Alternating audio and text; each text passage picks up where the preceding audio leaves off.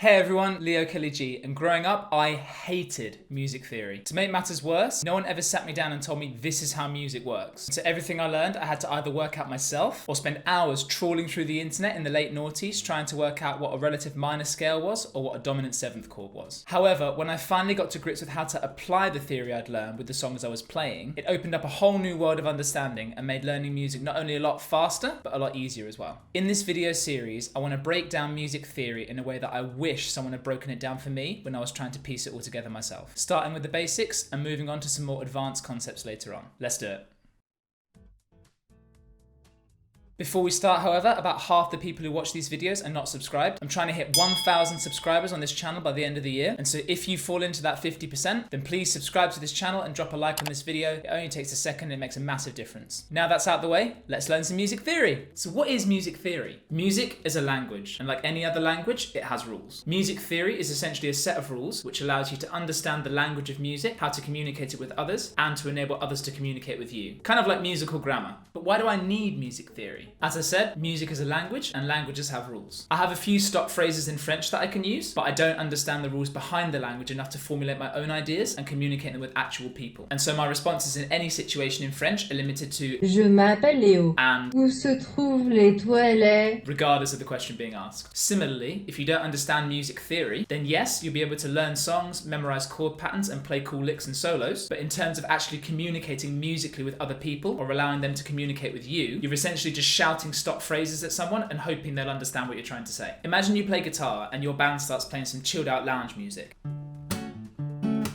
but all you can play is Sweet Child of Mine. Yes, you're playing music, but you're not really communicating with the other people you're playing with. Do I need music theory to play music? Technically, no. It's entirely possible to learn enough stock phrases to get by in most situations. And in terms of learning music theory, it can be really useful to have a few songs that you already know so that you can put what you learn into practice in a real world situation. But until you understand the rules behind the way your musical phrases are put together, you won't be able to communicate everything you want to say in the way that you want to say it. And you'll be limited to the musical equivalent of asking where the bathroom is in French all the time. So with those questions answered, let's get into part one of music theory, the notes on the guitar.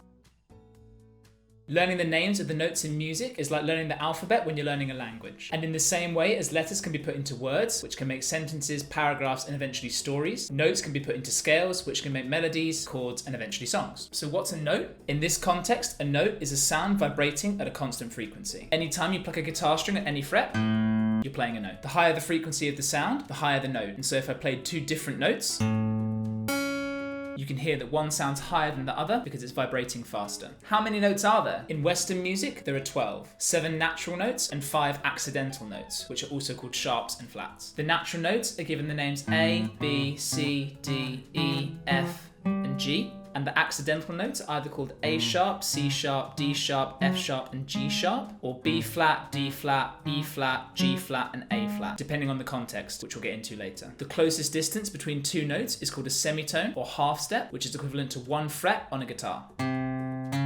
Once you've played all 12 notes, they repeat like the hands on a clock face. Once you've gone from A all the way up to G, instead of playing the note H, which doesn't exist, except in German, you start back at A again. The distance between two notes of the same name is called an octave, and you can find this on any note by counting up 12 frets from the note you started with. So fret 0 on the A string of a guitar is an A, and so if I count up 12 frets,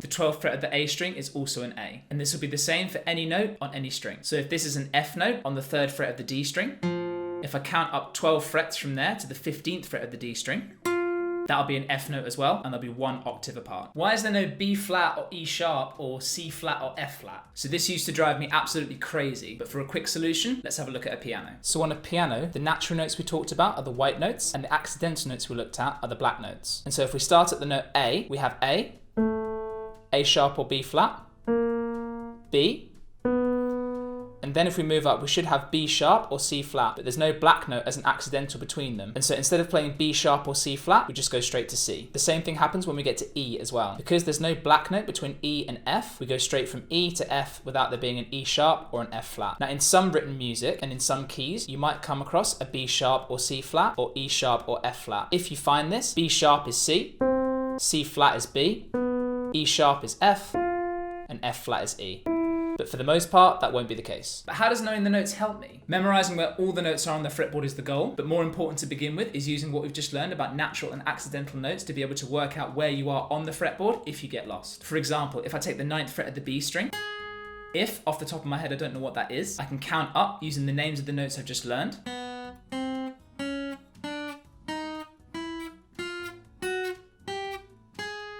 Until I find the note on the 9th fret, which is the G sharp or A flat in this case. It's kind of like looking at a word that you haven't come across before. Although you might not know how to pronounce it, you can look at the letters and look for familiar groupings, and from there you can probably have a guess at what the word is going to sound like. Similarly, once you know the names of the notes, you can also start learning which notes go into which chords and into which scales, as well as finding out the key of the song you're playing in and how you can improvise over the song in that key. But we'll leave that for next time. Also, for a handy resource for learning all the notes on the fretboard, you can click the link in the description below. So that was the first part of Music Theory 101 for guitar. If you found it useful, it would mean the world if you could give this video a like, subscribe to the channel and push the notification bell so you stay up to date with any new content. And if you're feeling really generous, head over to www.patreon.com/LKGguitar, where you can contribute to me making even more content to help you along your musical journey to becoming the best musician you can be. Thank you so much, and I'll see you in the next video where I'll show you how to turn this into this.